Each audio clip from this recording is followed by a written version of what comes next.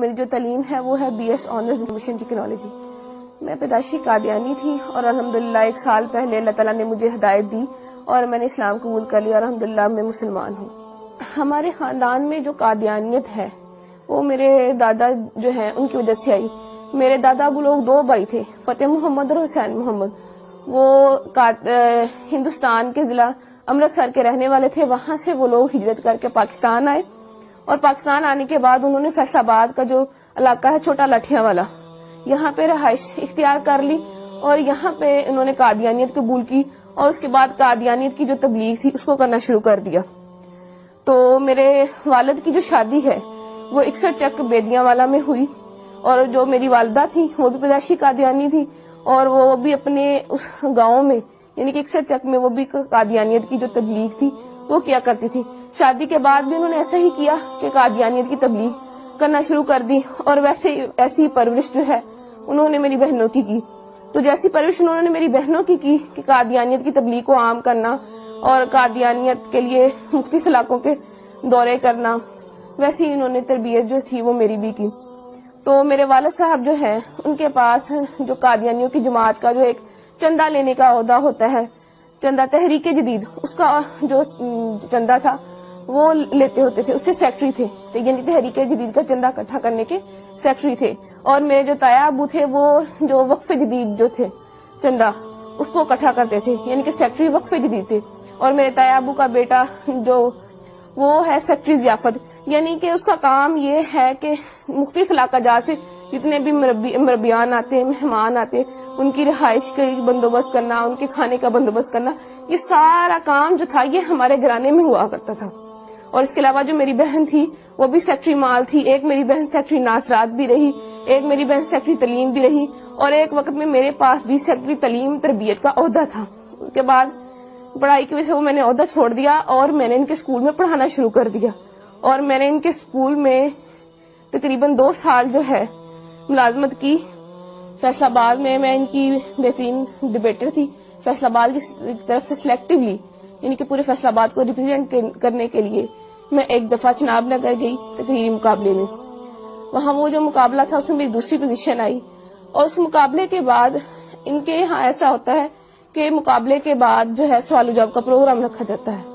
اس سوال و جواب کے پروگرام میں نے ان کا جو خلیفہ ہے، موجودہ خلیفہ مرزا مسرور، اس کی بہن جو تھی اس سے میں نے سوال کیا کہ مرزا قادیانی جو ہے اس نے اپنی کتاب میں لکھا ہے کہ میں نے خواب میں دیکھا کہ قرآن کریم میں قادیان کا نام استعمال ہوا ہے، یعنی قرآن کریم میں قادیان کا لفظ آیا ہے. تو میرا آپ سے یہ سوال ہے کہ مجھے دکھایا جائے کہ قرآن کریم میں کہاں قادیان کا لفظ استعمال ہوا ہے. تو یہ میرا جو سوال تھا وہ پرچی پہ لکھ کے میں نے اس کو بھیجا. تو جب اس سوال کی باری آئی تو اس نے جب سوال کھولا تو اس کے پاس سوال کا جواب نہ تھا اور وہ پوچھنے لگے کہ کس نے یہ سوال جو ہے کیا ہے. اس کے بعد ایک اور لڑکی نے سوال کیا تو مرزا مسرور کی بہن کے پاس اس کا بھی جواب کوئی نہ تھا. تو ان کی ہٹ درمی دیکھ لیں کہ بجائے یہ ماننے کے کہ اس لڑکی کو یا مجھے یہ کہہ دیتی کہ میرے پاس اس سوال کا جواب نہیں ہے، میں بعد میں آپ کو کنسلٹ کر کے پڑھ کے ریڈ کر کے میں آپ کو اس کا جواب دے دوں گی، کہنے لگی، آگے سے لڑنا شروع ہو گئی. ایک ان کی قادیانیوں کی اتنی بہت بڑی مبلغہ بن کے آگے سے لڑنا شروع ہو گئی کہ اگر تمہیں زیادہ پتا ہے تو تم میری کرسی پہ آ جاؤ، تم آ کے لوگوں کو سمجھانا شروع کر دو، ایسے ہے ویسے ہے. تو اس وقت ساتھ میری جو بڑی بہن، میں نے ان کو بتایا، میں نے کہا دیکھ لیں یہ جو سوال ہے کہ قادیان کا لفظ قرآن کریم میں کہاں استعمال ہوا ہے یہ میں نے لکھ کے بھیجا ہے، ان کے پاس اس سوال کا جواب نہیں ہے. تو میری بہن حیران ہو گئی اور مجھ سے پوچھنے لگی کیا واقعی میں ایسا ہے؟ میں نے اس کو بتایا جی بالکل ایسا ہے. اس کے بعد میں نے اس کو اور بھی سوال پوچھے، اپنی بہن سے پوچھے. میں نے کہا جب میں یونیورسٹی میں پڑھتی ہوں تو لڑکیاں مجھ سے سوال کرتی ہیں، ان میں سے کچھ سوال میں نے ان کو بتایا. میں نے ان کو کہا میرا غلام احمد قادیانی، اس نے اپنی کتاب میں لکھا ہے ہم مکہ میں مریں گے یا مدینہ میں. اور حالانکہ مرزا صاحب کی جو وفات ہے وہ تو لاہور میں ہوئی تھی اور ان کو دفنایا قادیان میں گیا. تو میری بہن کہنے لگی کیا واقعی لکھا ہوا ہے؟ میں نے کہا ہاں لکھا ہوا.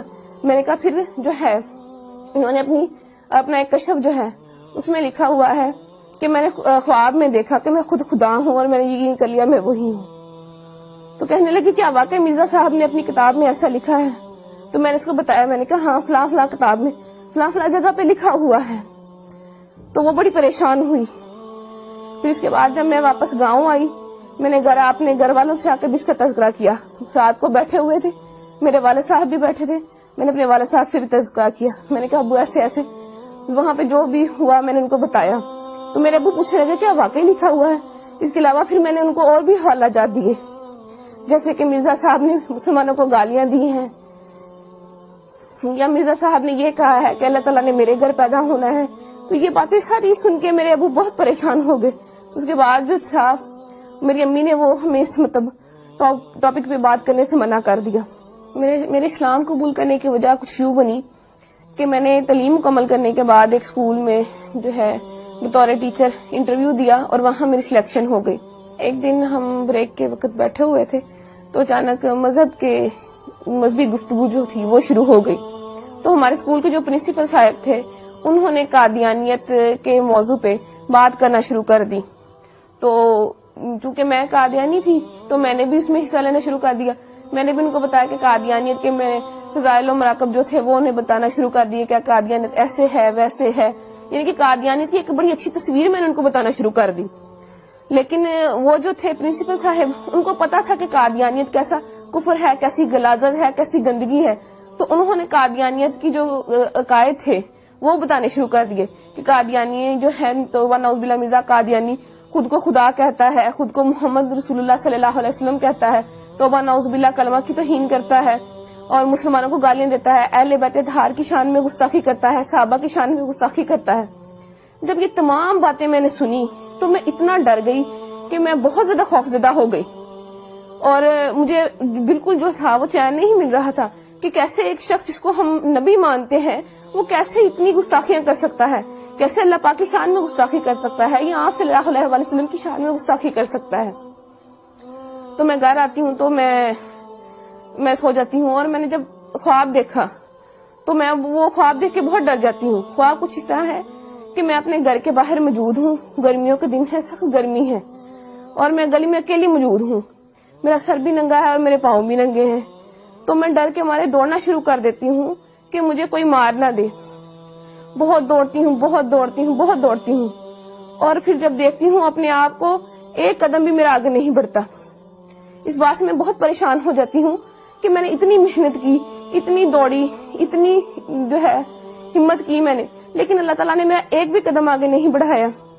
اس وقت میری آنکھ کھل جاتی ہے اور میں دیکھتی ہوں کہ میرا پورا جسم جو ہے وہ پسینے سے شرابور ہے, اور مجھے اپنے آپ سے بہت گندی بدبو آتی ہے. پھر اس کے بعد یہ خواب جو ہے مجھے متواتر آیا, اور جب بھی آتا مجھے ایسے ہی ڈرا جاتا. اس کے بعد چند دن بعد میں اسکول گئی تو وہ جو اسکول کے پرنسپل صاحب تھے وہ مرزا قادیانی کی کتابیں لے کے, روحانی خزائن کی مختلف جلدیں لے کے بیٹھے ہوئے تھے.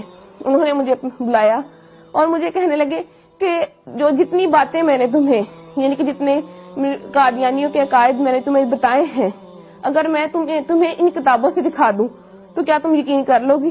میں نے انہیں کہا جی میں ضرور یقین کروں گی. تو انہوں نے جو ہے کتابیں کھولی, اور جتنی باتیں وہ مجھے جو میں نے آپ سے پہلے بیان کی انہوں نے مجھے مرزا قادیانی کی کتابوں میں سے دکھائیں, اور وہ کتابیں مرزا قادیانی کی لکھی ہوئی تھی. روا کی جو ہے ضیاء الاسلام پریس وہاں سے شائع ہوئی تھی.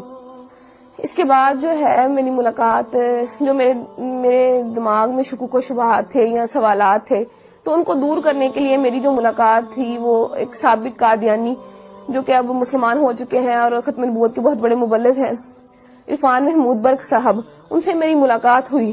تو انہوں نے جتنے بھی میرے شکوک و شبہات تھے وہ سارے دور کیے, اور قادیانیت کی جو غلاظتیں تھی جو مجھ پہ نہیں کھلی تھی وہ کھول کر مجھے بیان کی. اور ان کی جو کتاب تھی قادیانیت سائنس و اسلام کے کٹہرے میں, انہوں نے مجھے وہ پڑھنے کے لیے دی.